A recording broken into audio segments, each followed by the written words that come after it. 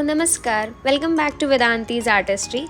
तर आपण आज शिकणार आहोत ओशन रेझिन आर्ट कसं बनवायचं ते. तर इकडे आपण जे ओशन आहे, समुद्राचा पार्ट असणार आहे, तो आपण रेझिननी करणार आहे. आणि आपलं जे माउंटेन आणि बीच एरिया असणार आहे तो आपण POPनी करणार आहे. तर मी इथे अप्रॉक्सिमेटली 7 ते 8 टेबलस्पून POP घेतलेला आहे आणि 1 टीस्पून आपण फेविकॉल वापरणार आहे. इकडे तुम्हाला फक्त स्टेप बाय स्टेप पाणी ॲड करायचं आहे, म्हणजे जास्त पातळ पण नाही करायचं आहे मिक्सचर.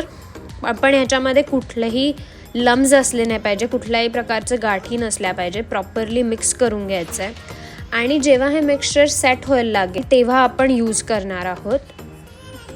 इकडे मी एक MDF बोर्ड घेतलेला आहे आणि त्याच्यावरती हे व्यवस्थित POP सगळीकडे पसरून घ्यायचं आहे. आपल्याला जिथे जिथे आपल्याला बीच करायचं आहे, डोंगर करावे लागणार आहे, तर तिकडे जास्तीत जास्त POP वापरायचं आहे, म्हणजे तुम्हाला व्यवस्थित डोंगर करता येतील. आणि जे काही पुढे डोंगराच्या पुढचा जो भाग आहे तिथे आपण सपाट करणार आहे, जसं असं वाटलं पाहिजे की तो ते बीच एरिया आहे.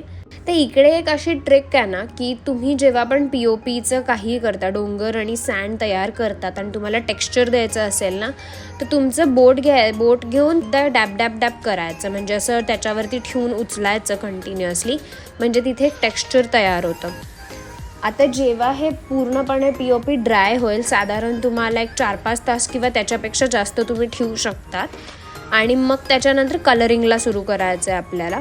इथे मी ॲक्रेलिक कलर्स वापरले. पहिला तर म्हणजे मी ग्रीन कलर वापरते बीचच्या जवळ, दाखवायला की त्याच्या खाली, ओशनच्या खाली कसं झाडी वगैरे असतात जवळ, असं थोडी ग्रीनरी दाखवायची म्हणून ग्रीन यूज केला आहे. मग मी इकडे मध्ये ना कोबाल्ट ब्लू यूज करणार आहे. आणि शेवटी आपण पर्शियन ब्लू करायचं असेल. पर्शियन ब्लू म्हणजे सगळ्यात डार्कर शेड. तर इकडे आपल्याला असा भास होणार आहे की जे समुद्र आहे ते खोल होत चाललेलं आहे, जसं आपण डार्क कलर वापरणार आहे. कोबाल्ट ब्लू आणि पर्शियन ब्लूचं जे मिक्सिंग असेल ते व्यवस्थित करा, म्हणजे आपल्याला तिथे अशी एक लाईन नाही दिसणार की जेणेकरून आपण आपल्या दृष्टीने इमिजिएटली आपल्याला कळू शकतं की हा कोबाल्ट ब्लू इकडे दिला आहे आणि पर्शियन ब्लू इकडे दिलेला आहे. तर हे व्यवस्थित मिक्स केले गेले पाहिजे. आणि त्याच्यानंतर शेवटी आपण माउंटेनला जो आहे तो ऑकर कलर देणार आहे, म्हणजे मातीचा एक कलर. ते झाल्यानंतर मी बीचची सँड असते ती वापरणार आहे, तिला अजून जास्त एनहान्स करायला, बेसिकली त्याला असं दाखवायला की खरंच तो बीच एरिया आहे म्हणून. तुमच्याकडे सँड नसली तरी चालणार आहे, असं काही नाही आहे की सँड वापरायचीच गरज आहे. तर फेविकॉलनी एकदा सँड चिटकून घ्यायची आणि ती प्रेस करायची, म्हणजे ती फिक्स होऊन जाईल बोर्डवरती. आणि मग जी काय एक्स्ट्रा सँड असेल ती काढून टाकायची. माझ्याकडे असं रेझिन आहे जे 2:1 रेशोनी मिक्स झालं पाहिजे, म्हणजे 2 पार्ट आपलं रेझिन असलं पाहिजे आणि 1 पार्ट हार्डनर असलं पाहिजे. ते व्यवस्थित तुम्हाला फक्त मिक्स करायचं आहे 2-3 मिनटं, की त्या जेणेकरून त्याच्यामध्ये बबल्स नाही आणि ते एकदम व्यवस्थित एकजीव झालं पाहिजे. क्रिस्टल जे क्लिअर रेझिन आहे ते आपण बीचच्या एरियामध्ये टाकणार आहोत पहिले तर. आणि त्याच्यावरती तुमच्याकडे जर बीचचे स्टोन्स असतील किंवा मस्त शिंपले वगैरे असतील तर तुम्ही ते तिथे टाकू शकतात, त्यांनी जास्त एनहान्स होईल की तो बीच आहे म्हणून. त्याच्यानंतर आपण जेव्हा ओशनसाठी तयार करू रेझिन, त्याच्यामध्ये फक्त आपल्याला 10 ड्रॉप्स ऑफ अल्कोहोलिक इंक आहे. इकडे रॉयल ब्लू कलरमध्ये ती इंक आहे, ती मी मिक्स केलेली आहे त्या क्लिअर रेझिनमध्येच. जिथे जिथे आपल्याला समुद्राचा पार्ट करायचा आहे तिथे ते सगळीकडे स्प्रेड करून घ्यायचं आहे. ते झालं की आपण मग हीट गन यूज करू शकतो. हीट गन आपण म्हणजे कसं व्यवस्थित सगळीकडे ते स्प्रेड होईल आणि जे काही बबल्स असतील ते तुमच्या राहणार नाही आहे बोर्डवरती. मग आपण व्हाईट पिगमेंट तयार करणार आहोत, व्हाईट कलर, की जेणेकरून आपण वेव्स दाखवू शकतो. एकदम चिमूटभर असं कलर घ्यायचा आहे आणि तो मिक्स करायचा आहे दुसरं क्लिअर रेझिन तयार करून.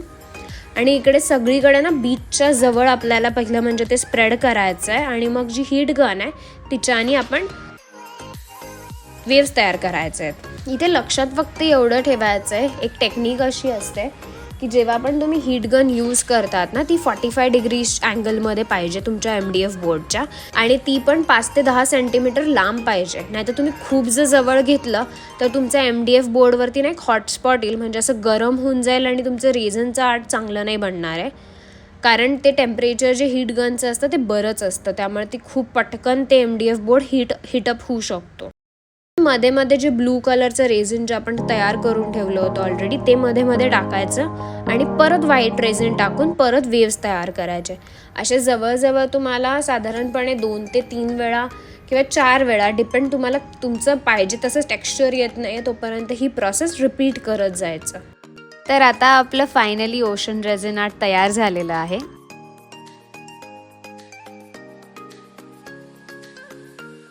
मला नक्की कळवा तुम्हाला हे रेझिन ओशन आर्ट कसं वाटलं ते कमेंट करून. प्लीज माझ्या चॅनलला लाईक, शेअर आणि सबस्क्राईब करा. थँक्यू सो मच माझा व्हिडिओ बघितल्याबद्दल. आपण भेटूया पुढच्या व्हिडिओमध्ये. थँक्यू.